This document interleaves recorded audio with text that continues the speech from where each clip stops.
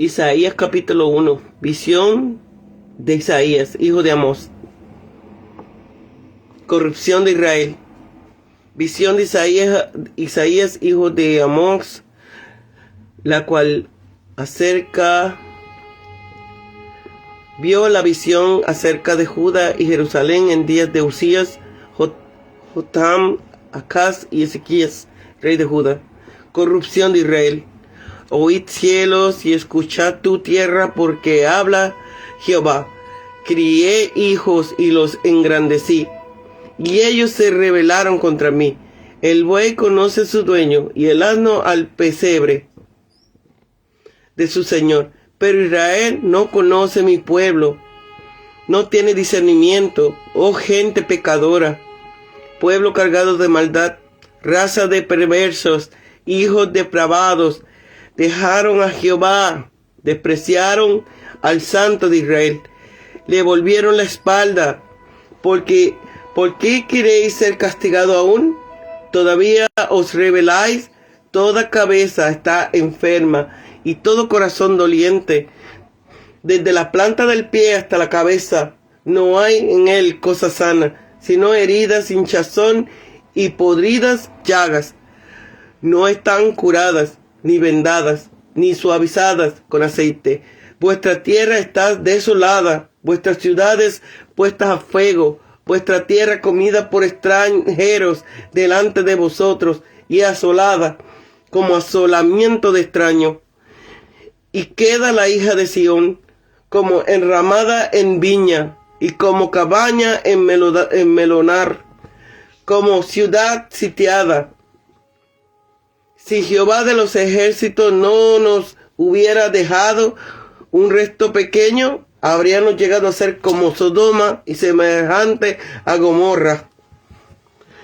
Contra el formalismo religioso, gobernantes de Sodoma, oíd la palabra de Jehová, escuchad la instrucción de vuestro Dios, pueblo de Gomorra. ¿Para qué me sirve, dice Jehová, la multitud de vuestros sacrificios? Hastiado estoy de holocaustos de carnero y de cebo de animales gordos.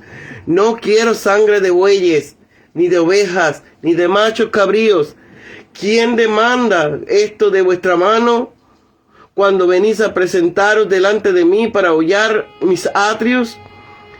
No me traigan más vanas ofrendas. El incienso me es abominación. Novilunios y sábados. El convocar asambleas, no lo puedo sufrir. Son iniquidad vuestras fiestas solemnes, vuestras lunas nuevas y vuestras fiestas solemnes. Las tiene aborrecida mi alma. Me son gravosas, cansado estoy de soportarlas. Cuando extendías vuestra mano, yo esconderé de vosotros mis ojos. Asimismo, cuando multipliques la oración, yo no oiré. Llenas están de sangre vuestras manos. Lavaos, limpiaos, quitad la iniquidad de vuestras manos. Obras de delante de mis ojos. Dejad de hacer lo malo.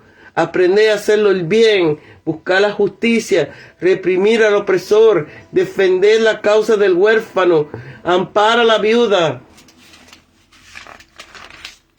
Venid luego, dice Jehová, y estemos a cuenta. Aunque vuestros pecados sean como la grana, como la nieve serán emblanquecidos. Aunque sean rojos como el carmesí, vendrán a ser como blanca lana. Si queréis y obedecéis, comeréis el bien de la tierra. Si rehusáis y sois rebeldes, serás consumido a espada. Porque la boca de Jehová lo ha dicho. Lamento sobre Jerusalén, cómo se ha convertido en ramera, la ciudad fiel. Llena estaba de justicia, en ella habitaba la equidad, pero ahora los homicidas. Tu plata se ha convertido en escoria, tu vino está mezclado con agua. Tus príncipes rebeldes y compañeros de ladrones, todos aman el soborno y van tras la recompensa. No hacen justicia al huérfano, ni llegan a ellos la causa de la viuda. Por tanto, dice el Señor, Jehová de los ejércitos, el fuerte de Israel, Ea, tomaré satisfacción de mis adversarios, me vengaré de mis enemigos, y volveré mi mano contra ti, y limpiaré hasta lo más puro tu escoria, y quitaré todas tus impurezas, restauraré tus jueces como al principio, y tus consejeros como eran antes. Entonces te llamarán ciudad de justicia, ciudad fiel. Sión será rescatada con justicia, y los convertidos de ella con rectitud. Pero los rebeldes y los pecadores aún serán quebrantados, y los que dejan a Jehová serán consumidos, porque se avergonzarán de las encinas que amasteis, y os afrentás los huertos que escogisteis, porque seréis como encina en la que se cae la hoja, y como huerto al que le hace falta las aguas. Y el hombre fuerte será como estopa, y su trabajo como centella, y ambos serán encendidos juntamente, y no habrá quien apague.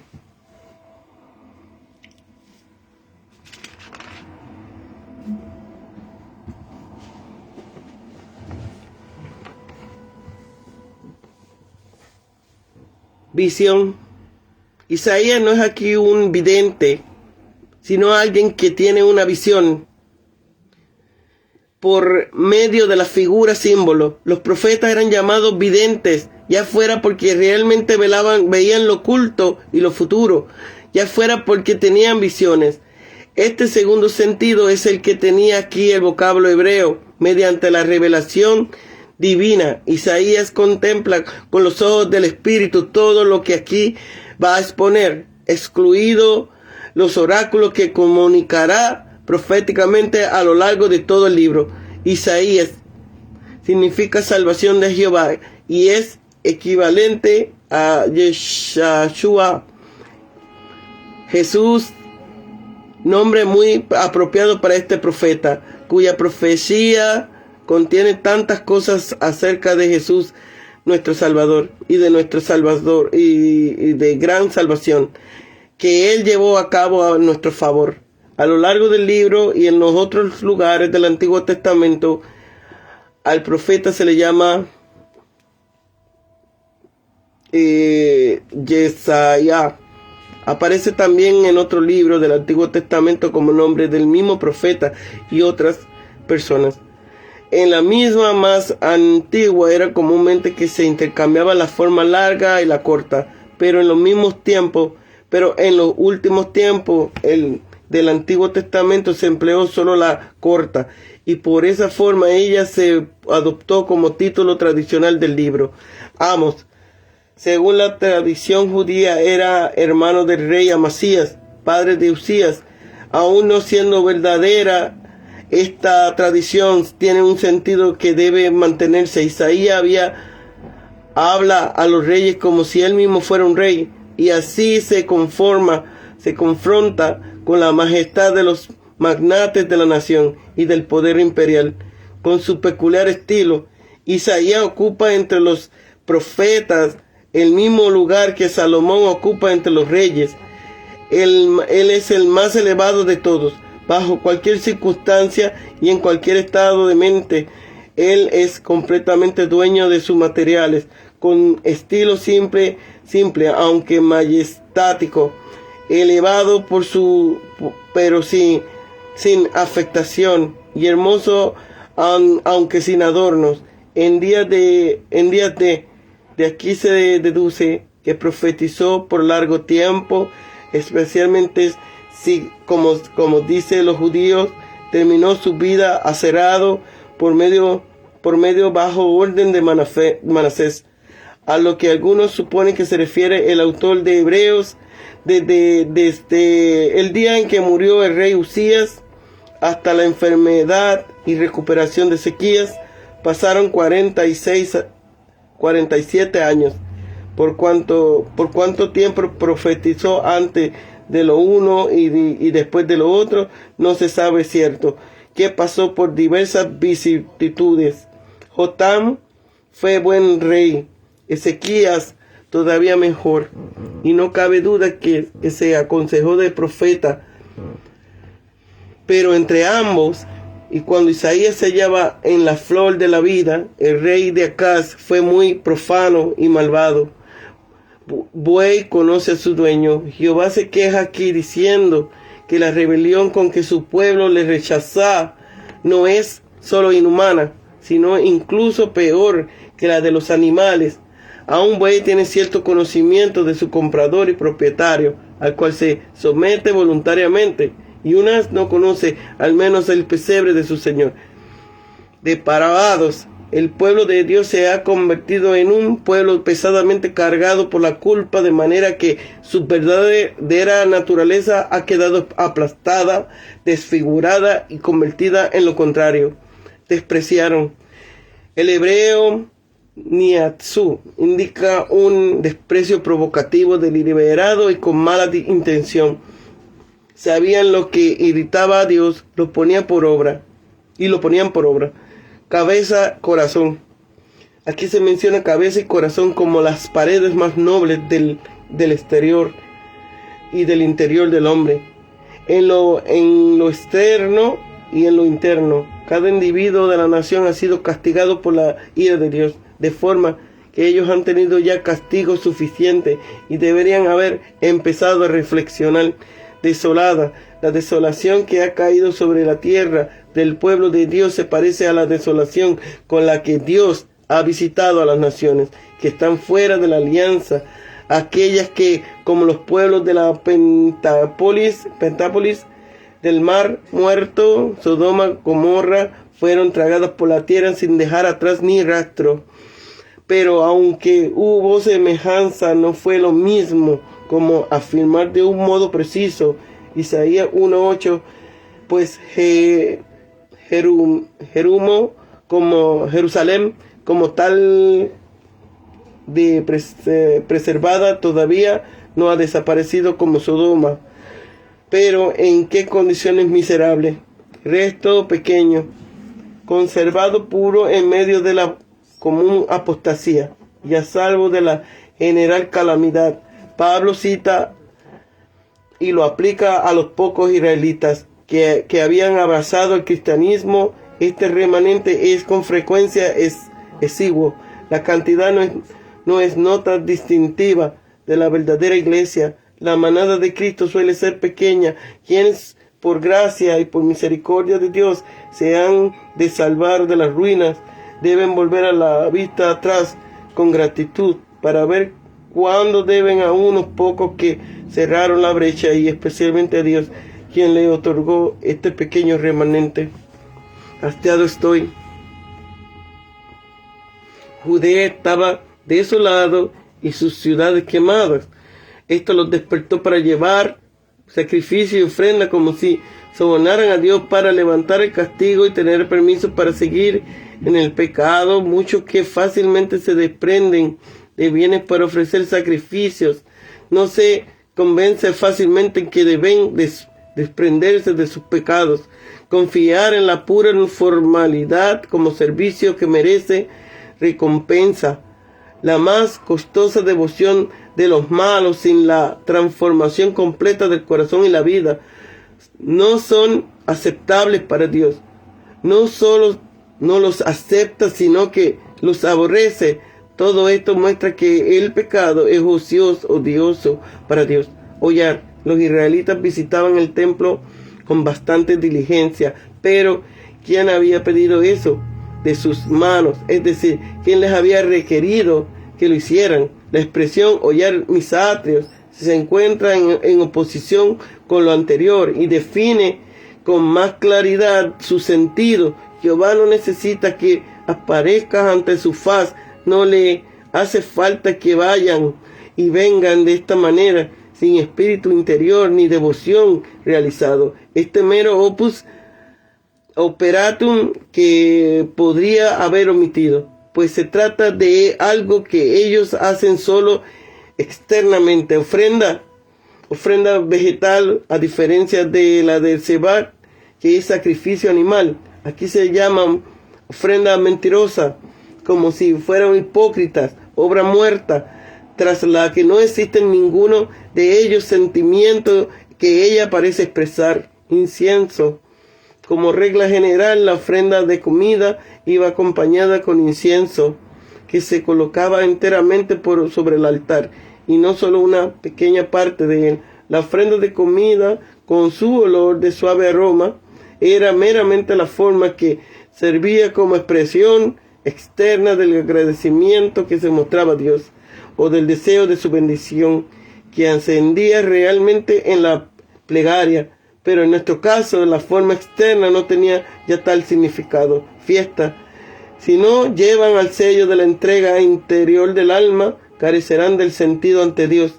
El profeta enumera las distintas solemnidades religiosas entonces vigentes, los novidunios o lunas nuevas al principio de cada mes, los sábados cada 7 días, y la convocatoria solemne 3 veces al año, Pascuas, Pentecostés y Tabernáculo.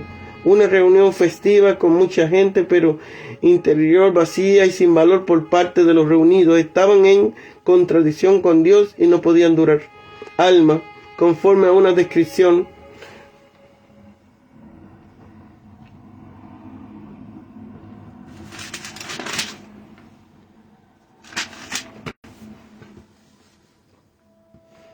tomada de una semejanza con hombre. Dios tiene también un alma, de manera que puede decir mi alma, de modo que ella aparece como el centro de su ser, como si él estuviese rodeado y penetrado, personificado por su autoconciencia, y de esa manera siempre que el alma de Dios odia o ama, Dios mismo es quien odia o ama, o sus más hondas profundidades o con los más hondos límites de su ser. No oiré. Dios nunca se cansa de escuchar las oraciones de los justos, pero le hastía pronto los costosos sacrificios de los malvados. De tal modo odia a Dios el pecado, que la oración más prolija y sacrificios más caros le resulta abominable cuando están teñidos de pecado. La piedad hipócrita es doble iniquidad. Sangre vuestras manos.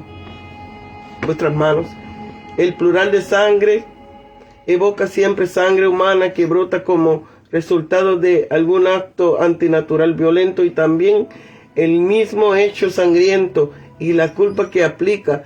El número plural no se refiere a la cantidad de sangre ni a las gotas concretas de sangre separadas unas de otras, sino que en este plural de producción, esta sangre terrible se sitúa enfáticamente delante del verbo principal destacado, los muchos actos asesinos que se han cometido y los hechos violentos cercanos al asesinato que han realizado los israelitas.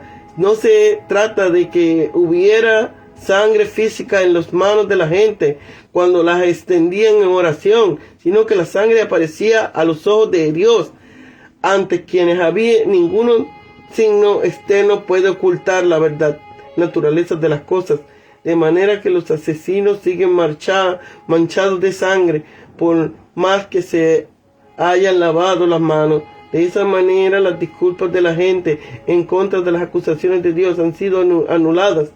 Jehová no puede soportar la liturgia de autojustificación de la gente que no se ha manchado con obras de justicia, incluso con el mismo asesinato. Reprimir al opresor.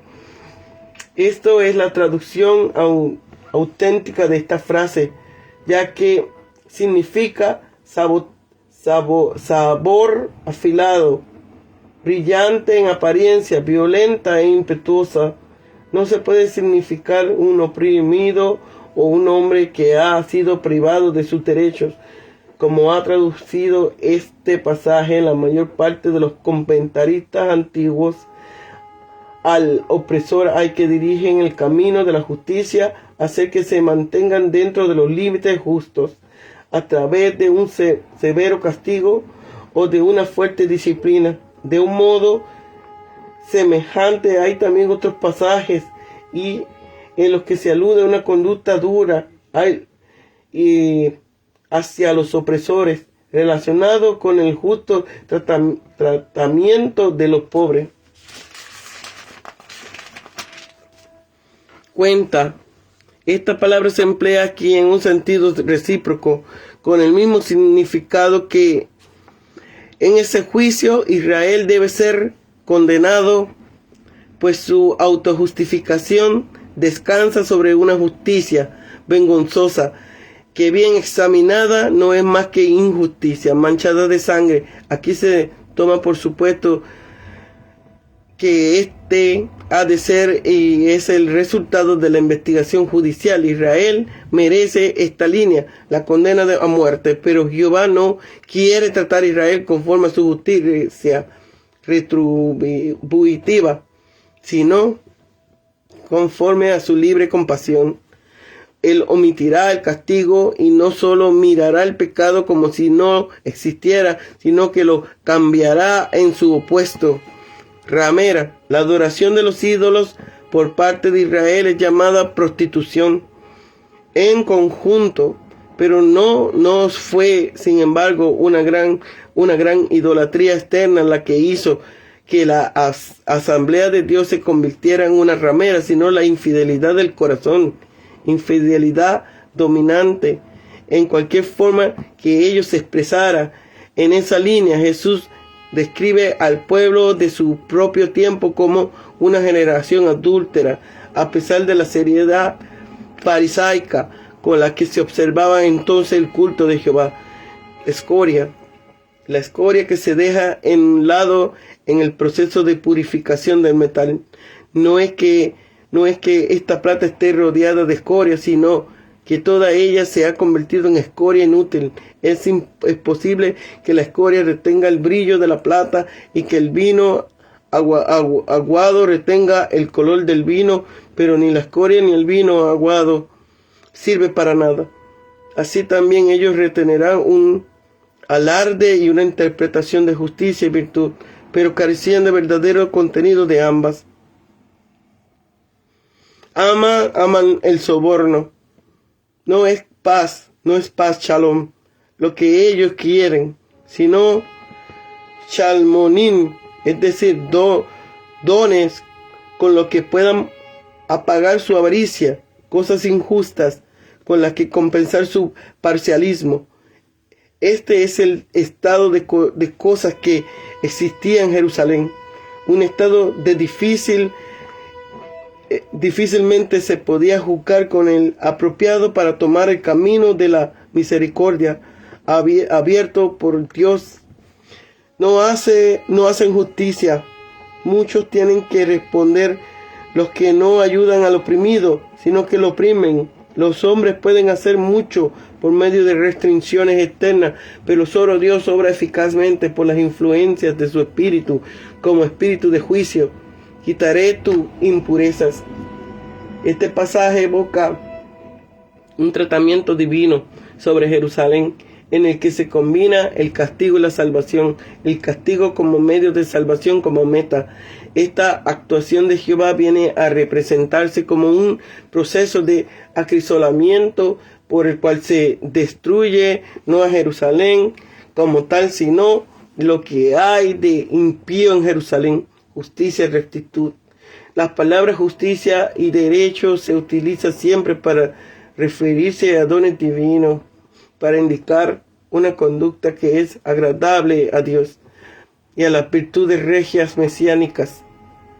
Pues bien, aquí conforme al sentido del contexto, ellas deben interpretarse según algunos pasajes paralelos, significando el derecho y la justicia de Dios en un sentido primario de autocumplimiento judicial. Encina o terebinto. Esta es una de las pocas veces en que Isaías alude a los árboles sagrados, bajo las cuales celebraban los cananeos sus ritos religiosos de la fecundidad, como estos árboles corpulentos que se secaban y perdían el vigor bajo un sol ardiente en tierra de secano. Así serían destruidos los apóstatas en las llamas del juicio. Huertos o jardines llenos de vegetaciones exuberantes como adoración, la fuerza de la naturaleza que allí se manifestaba en toda su pujanza es la religión animista que había sido importada de Asiria. Aún los beduinos de las estepas sirios arábicas ven en los árboles genios protectores, a los que procuraban aplacar con dádivas y exvotos. En todos estos cultos se practicaban ritos obscenos en honor de la madre de la fertilidad, Astarte.